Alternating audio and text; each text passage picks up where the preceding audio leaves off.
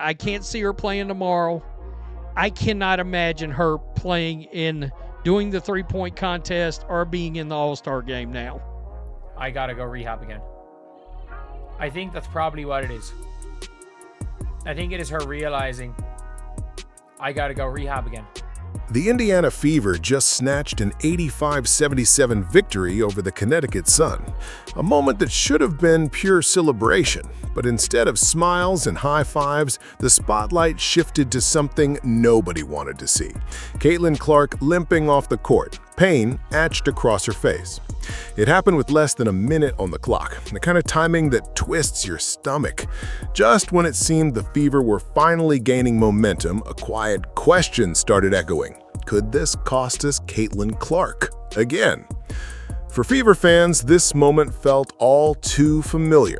Clark, the rookie phenom who's transformed Indiana's offense, has already sat out 10 games this season, 5 for a quad strain and 5 more nursing a groin issue. This time, though, it looked different. Reporters noticed she reached for her right groin, unlike her earlier left side injury. After the game, Coach Stephanie White offered cautious words, saying Clark felt a little something and that evaluations would follow. And that's where the story really picks up, because what happens next could shape Clark's All-Star debut, the Fever's playoff hopes, and even her entire rookie narrative.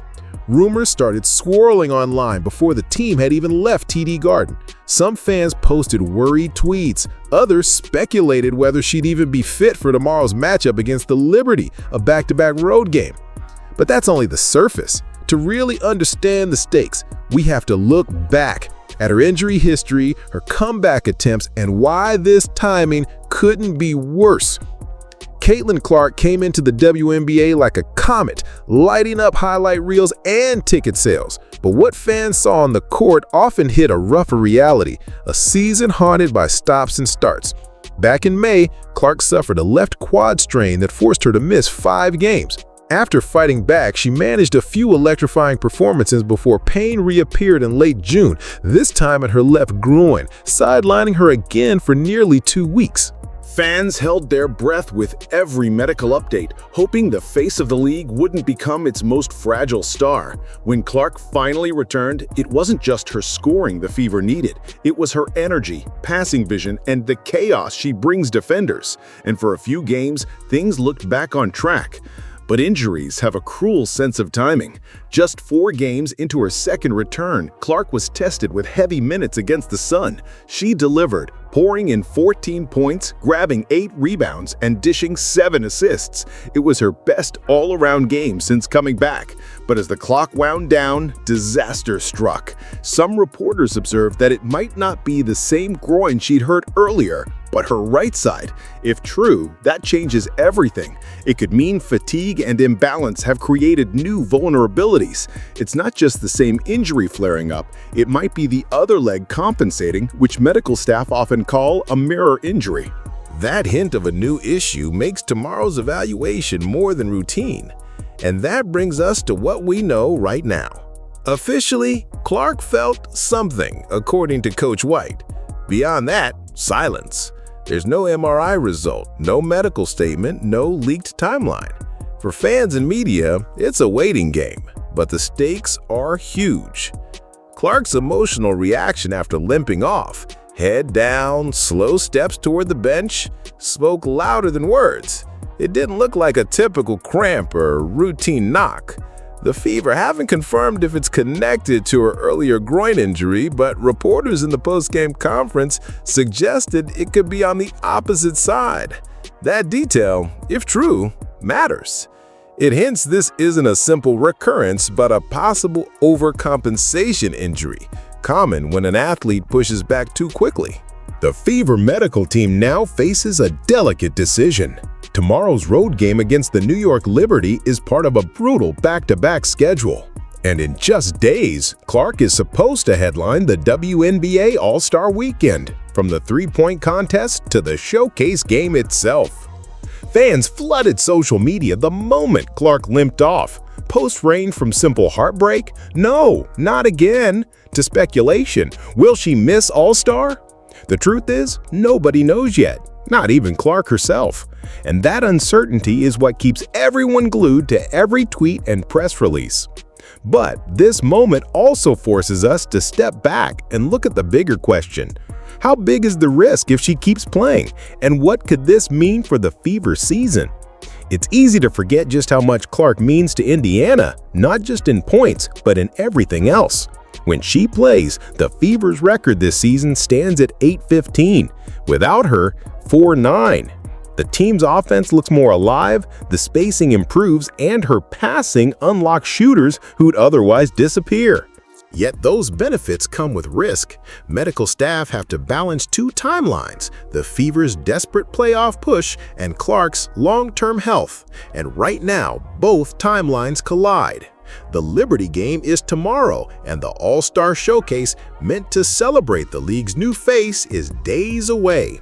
Pull her out, and the Fever might slip further from playoff contention. Push her too hard, and the injury could worsen. Coach White has already hinted at caution.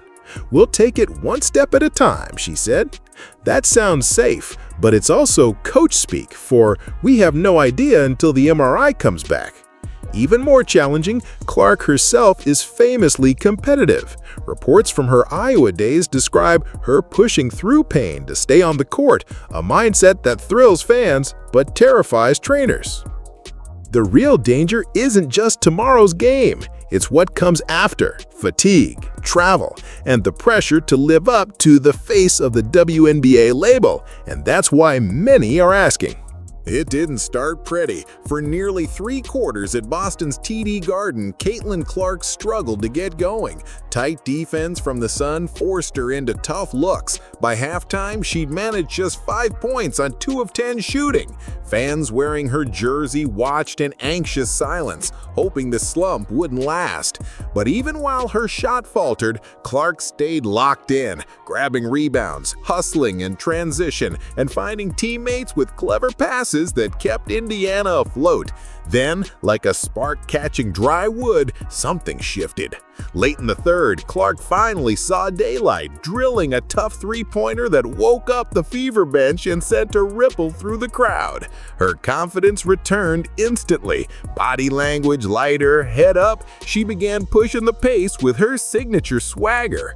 That moment became the pivot, from resident rookie to floor general. In the fourth quarter, Clark's impact exploded. She scored 9 consecutive Fever points, turning what had been a nervous back and forth into a steady lead. The biggest shot? A deep 3 with 3 minutes to play. TD Garden, packed with fans who'd come just to see her, roared like it was a home game. For that stretch, Clark wasn't just participating, she was dictating the game. Beyond the points, she piled up 8 rebounds and 7 assists, showcasing why she's so dangerous even on off-shooting nights.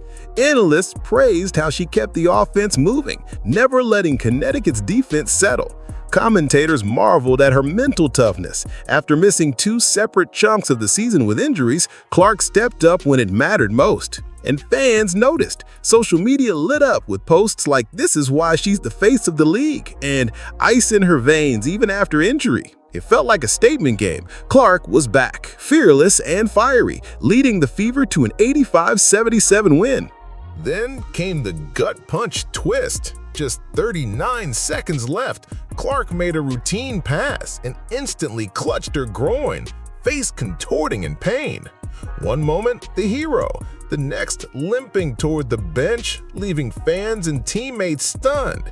The comeback everyone had hoped for was suddenly in question again. One reason trainers might worry? Something called a mirror injury. When athletes injure one leg or muscle group, they often unknowingly shift load onto the other side. Over time, fatigue or minor tweaks can snowball into a fresh injury. That's what makes reporters claim that Clark reached for her right groin this time so concerning.